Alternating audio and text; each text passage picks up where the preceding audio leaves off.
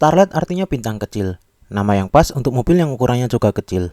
Pernah menjadi mobil idaman kawula muda, bahkan sampai sekarang, makanya harganya dibanding pesaingnya yang seangkatan masih lumayan mahal. Tapi jauh sebelum itu, Toyota lebih dulu menjual Paprika, atau yang di Indonesia juga pernah dijual sebagai Toyopet 700 sebagai moyangnya Starlet. Awalnya, MITI atau Kementerian Industri dan Perdagangan Internasional Jepang ngide untuk membuat program mobil nasional pada tahun 1955. Untuk bisa disebut mobil nasional, mobil tersebut harus punya top speed di atas 100 km per jam, berat tidak sampai 400 kg, konsumsi BBM tidak lebih dari 30 km per liter ketika dikemudikan di jalanan datar dengan kecepatan 60 km per jam, dan tidak banyak yang rusak sampai sekitar 100.000 km. Toyota kemudian membuat prototipenya dengan berbagai penyesuaian sehingga akhirnya jadi Toyota Paprika yang pertama kali muncul pada tahun 1961.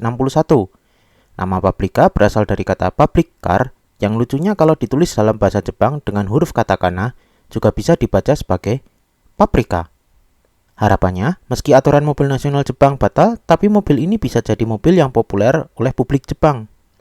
Singkat cerita, Paprika kemudian berkembang jadi 3 generasi, yang bentuknya dari gen pertama seperti ini, lalu ini. Pada titik ini, kepopuleran Paprika sudah mulai kalah dengan Toyota Corolla yang hadir sejak tahun 1969. Pada tahun 1973, muncul generasi keempat dari Paprika yang kemudian menjadi Starlet generasi pertama. Dibilang generasi pertama, rada gimana juga soalnya mobil dengan kode bodi P40 dan P50 ini aslinya masih Toyota Paprika generasi ketiga, hanya saja sebagai trim yang lebih tinggi. Kasarannya seperti Toyota Avanza dengan Veloz atau Alphard dengan Velfire. Karenanya, mobil ini disebut juga sebagai Toyota Paprika Starlet. Ada dua pilihan bodi untuk Paprika Starlet ini. Yang pertama adalah coupe 2 pintu yang bentuknya berasal dari sketsa Giorgetto Giugiaro serta sedan 4 pintu yang kemudian terlihat seperti Corolla yang diperkecil. Toyota Paprika Starlet ini tidak dijual resmi di Indonesia, menjadikannya jarang. Tapi tidak menutup kemungkinan yang diimpor sendiri seperti Starlet KP47 ini yang mana beneran versi Toms untuk balapan akhir tahun 70-an sampai awal 80-an di Indonesia. Pada tahun 1978, Starlet mengalami iterasi keduanya yang kini tidak lagi pakai nama Paprika. Kodenya jadi P60 dan hanya tersedia dalam bentuk hatchback 3 atau 5 pintu saja, meninggalkan desain sedan dan coupe. Tapi khusus untuk pasar Jepang, juga ada varian wagon atau van 3 dan 5 pintu. Awalnya Starlet ini memakai lampu bulat dan pada tahun 1980 berubah dengan model lampu depan kotak. Untuk mesinnya masih dipercayakan pada mesin Toyota K-Series seperti yang dipakai Kijang di Indonesia. Hanya saja kapasitasnya jadi 1000 cc, 1200 cc, dan 1300 cc. Untuk trim levelnya juga mirip-mirip Corolla saat itu, di mana paling rendah ke paling tinggi ada standar, DX, GL, XL, S, SI, Sprint, SE, kemudian Lise. Di Indonesia lagi-lagi Starlet ini tidak dijual resmi, meski ada beberapa unit yang masuk melalui impor khusus. Starlet ini menjadi Starlet terakhir yang memakai layout mesin depan, gerak roda belakang. Fun fact, Starlet ini menjadi satu-satunya Starlet yang dijual di Amerika. Selain itu, masa muda Keiichi Tsuchiya alias DK dihabiskan menggunakan Starlet KP61 ini setelah sebelumnya memakai Nissan Sunny.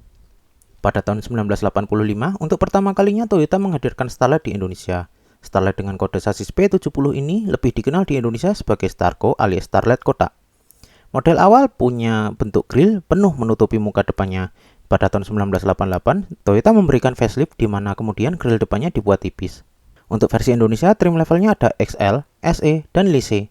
Tipe XL memakai mesin 1E 1000cc dan jadi tipe terendah di mana tachometer saja tidak ada. Sementara itu, tipe SE jadi tipe tertinggi, di mana mesinnya memakai mesin 2E 1300cc, seperti yang dipakai Toyota Corolla, dan memiliki tachometer. Tipe yang langka adalah Starlet Lise, yang lebih ditujukan kepada kaum wanita. Mesin yang dipakai sama seperti Starlet XL yang 1E 1000cc, dan perbedaannya hanya ada pada aksesoris-aksesoris interior seperti laci di bawah jok atau sarung jok bermotif. Varian Lise ini cukup langka, di mana warnanya juga hanya tersedia dalam warna bata merah. Pada tahun 1991 muncul generasi keempat dari Starlet yang di Indonesia lebih populer disebut sebagai Starlet Kapsul dengan kode sasis P80. Disebut kapsul karena bentuknya yang serba membulat seperti kapsul. Tipe yang tersedia masih sama dengan XL yang pakai mesin 1000cc dan SE yang pakai mesin 1300cc. Jenis mesin yang digunakan juga sama dengan Toyota 1E dan 2E. Tipe Lise sudah tidak ada lagi, namun sekarang ada tipe SEG yang sama seperti tipe SE, hanya saja diberi beberapa aksesori. Pada tahun 1955, Starlet mendapatkan generasi kelima dengan berbagai tipe. Ada Starlet Travelet yang merupakan Starlet standar untuk mobil komuter sehari-hari, Starlet Karat yang fiturnya diperbanyak dan jadi tipe termewah. Dan kemudian ada Starlet Glanza yang merupakan tipe sporty dengan suspensi, mesin, dan bodykit yang lebih sporty. Tapi sayangnya Starlet ini tidak masuk resmi di Indonesia. Entah mungkin karena memang popularitas mobil sedan hatchback begini menurun dan orang Indonesia zaman itu lebih prefer mobil sedan 4 pintu. Sebagai gantinya, Starlet Capsule kemudian mendapat facelift yang membuatnya terlihat seperti Starlet Turbo di Jepang. Meski tampilannya mirip Starlet Turbo, namun Starlet versi Indonesia ini sama sekali tidak dipasangi mesin turbo karena mesin yang dipakai hanyalah 2E. Karenanya, hood scoop pada kap mesinnya juga terlihat seperti benjolan biasa, bukannya lubang hawa. Oleh karena itu, mobil ini lebih populer disebut sebagai Starlet Turbo Look.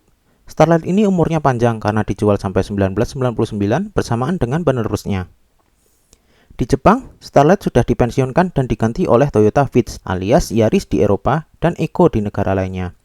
Penerus Starlet ini memiliki kode sasis XP10 yang mana masih meneruskan nomenklatur P yang dipakai sejak Publica. Selain hatchback, mobil ini juga tersedia dalam bentuk sedan yang diberi nama Toyota Platz. Versi mini MPV juga ada, namanya jadi Yaris Verso atau Eco Verso di beberapa negara, sementara di Jepang jadi Toyota Van Cargo. Tapi di Indonesia, mobil-mobil tersebut tidak masuk secara resmi. Mobil yang menjadi penerus dari Starlet di Indonesia saat itu adalah Toyota Soluna. Nama Soluna sendiri merupakan gabungan dari kata Sol yang berarti matahari dan Luna yang berarti bulan dalam bahasa Spanyol. Kode bodi Soluna ini adalah L50, di mana mobil ini bukan turunan langsung dari Publica atau Starlet, meskipun dalam satu atau dua hal masih pakai sasis Starlet. Kalau ditarik asalnya, Soluna ini kurang lebih merupakan Toyota Tercel yang pertama kali muncul tahun 1994 dan mendapat facelift khusus yang hanya ada di Thailand dan Indonesia. Soluna di Indonesia hadir dalam dua tipe, yaitu XLI dan GLI. Hanya ada varian sedan 4 pintu, di mana kedua tipe tadi beda di kelengkapannya. Versi XLI lumayan banyak dipakai sebagai taksi, meski ada yang bilang beberapa unit GLI juga ada yang dipakai taksi. Mesin yang dipasangkan di Soluna ini adalah Toyota 5AFE 1500cc dan hanya ada pilihan mesin ini saja. Turunan Starlet hadir kembali di Indonesia pada tahun 2004 dengan munculnya Toyota Vios dengan kode sasis XP40. Vios ini merupakan mobil pengembangan Asia Tenggara, menggantikan Soluna, di mana di Thailand mobil ini lebih dikenal sebagai Soluna Vios. Desainnya sedikit banyak mencontek Corolla yang lebih besar, membuatnya terlihat lebih manis dan elegan. Mesin yang ditawarkan di Indonesia hanya ada satu NZFE 1500cc dengan VVTi, dan ketika dijual di Indonesia punya slogan Speedmaker and Fuel Saver. Sama seperti Soluna, Vios juga diminati oleh perusahaan taksi, tapi karena sentimen orang Indonesia yang gengsian mobilnya sama seperti taksi, akhirnya Toyota memperkenalkan Toyota Limo yang hanya dijual kepada operator taksi dengan bentuk yang sama persis dengan Vios. Perbedaannya hanya ada di kelengkapan, di mana Limo lebih trondolan lagi dibanding Vios E. Di Thailand juga ada Toyota Limo, hanya saja mobil yang mendapat perlakuan Limo ini adalah Toyota Corolla, bukannya Vios. Mobil sekelas Starlet dengan bodi hatchback akhirnya kembali ke Indonesia pada tahun 2006 dengan munculnya Toyota Yaris. Nama Yaris sendiri berasal dari bahasa Jerman, Ya, yang berarti iya, serta Karis atau Karitis, yang merupakan 3 dewi Yunani yang melambangkan pesona, keindahan, dan elegan. Di Indonesia, Yaris ini lebih dikenal sebagai Yaris bakpao karena bentuknya yang bulat seperti bakpao. Mesinnya juga hanya tersedia dalam satu NZFE 1500cc VVTi dengan transmisi manual dan otomatis, serta ditawarkan dalam trim level E dan G, meski nantinya juga ditawarkan tipe C yang trondolan, serta TRD Sportivo dengan suspensi TRD. Varian paling aneh dari Yaris bakpao ini adalah edisi Superman. Konon, ini karena Astra mendengar gosip Honda akan meluncurkan edisi Cars yang filmnya baru rilis saat itu. Tanpa pikir panjang, Toyota Astra Motor kemudian mengeluarkan Yaris edisi Superman, di mana ini pada dasarnya hanyalah Yaris tipe bawah dengan warna biru dan stiker Superman, serta beberapa aksesori seperti kotak tisu untuk merayakan film Superman Returns saat itu. Ternyata Honda tidak mengeluarkan edisi Cars, karena Honda juga tidak terlibat dalam pembuatan film tersebut. Yang benar hanyalah Buena Vista International yang pakai Honda Jazz untuk promosi film, bukannya Honda mau keluarin edisi khusus. Jadilah Toyota kadung mengeluarkan Yaris, yang bagi beberapa pemiliknya stiker Superman bawaannya terlihat norak, sehingga dilepas. Penerimaan pasarnya juga jelek, karenanya dari ratusan unit yang direncanakan, hanya 50 saja yang diproduksi. Pada tahun 2007, Vios mendapatkan pembaruan, di mana kali ini bentuknya persis dengan Toyota Belta di Jepang. Secara kasar, resepnya masih sama dengan Vios sebelumnya, lengkap dengan mesin 1500cc 1NZ FE. Yang unik dari Vios versi Indonesia adalah grill depan yang memakai hiasan huruf V di depannya. Toyota Limo juga mengikuti update dari Vios ini. Dan masih seperti sebelumnya, Limo di sini jadi mobil khusus fleet taksi dan serba kosongan. Pembedanya seperti velg kaleng, interior, rem belakang tromol, sampai tidak pakai teknologi drive-by-wire, melainkan throttle body masih dikontrol dengan kawat. Kalau sebelum-sebelumnya Vios dan Yaris serasa terpisah, pada tahun 2013, akhirnya keduanya digabung dengan kode sasis XP150. Yaris generasi ini populer disebut sebagai Yaris lele karena bentuk muka depannya yang seperti kumis Hulk Hogan, maksudnya ikan lele. Sementara itu, versi sedan dari Yaris ini kemudian menjadi Vios generasi ketiga dengan muka yang berbeda tapi dalamannya sama persis.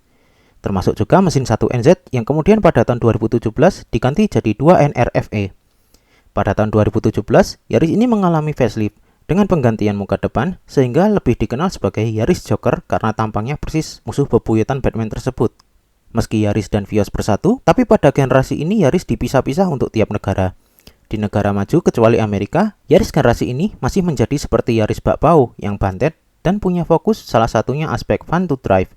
Tapi di Indonesia, Yaris yang datang berbeda jauh karena berasal dari Tiongkok di mana konsepnya yang bernama Dierkin, di mana salah satu fokus dari mobil ini adalah kenyamanan, sehingga Yaris versi Indonesia lebih panjang daripada Yaris negara maju.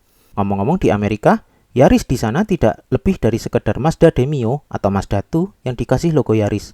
Ya, setidaknya Yaris di sini masih buatan Toyota. Pada tahun 2020, Astra Toyota juga ikut menambah jajaran Yaris dengan masuknya GR Yaris.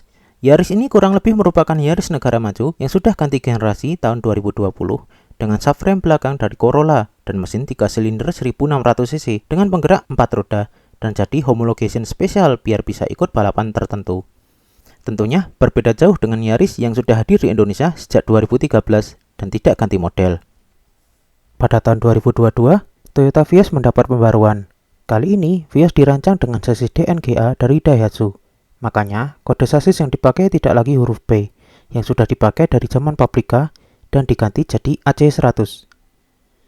Untuk semakin membingungkan Anda sekalian, dan karena permintaan akan crossover SUV yang naik, pada tahun 2023 juga diluncurkan model baru dari Toyota Yaris dengan Toyota Yaris Cross. Tidak seperti Yaris yang sudah hadir di beberapa negara sejak 2020. Yaris Cross versi Indonesia kurang lebih seperti Yaris yang hadir di Indonesia sejak 2013. Mobil yang dibangun untuk pasar negara berkembang. Mobil ini masih berbagi sasis dengan Toyota Vios AC100 serta kembar Xenia Avanza yang dirancang Daihatsu, sehingga kode sasisnya AC200. Sampai sekarang, Yaris versi negara berkembang masih tidak jelas nasibnya. Umurnya sudah lebih dari 12 tahun, dan untuk standar mobil penumpang, yang kalau di negara maju diganti tiap 5 tahun, sementara di negara berkembang biasanya tiap 8 tahun, rasanya sudah terlalu tua. Mungkin akan ada pengembangan baru dengan berbagi platform dengan Daihatsu, sehingga mobil sepantaran dari Daihatsu seperti Sirion bakal jadi kembaran Yaris. Tapi entahlah, saya bukan orang dalam Toyota atau juga cenayang. Like, komen, dan subscribe. Terima kasih sudah menonton.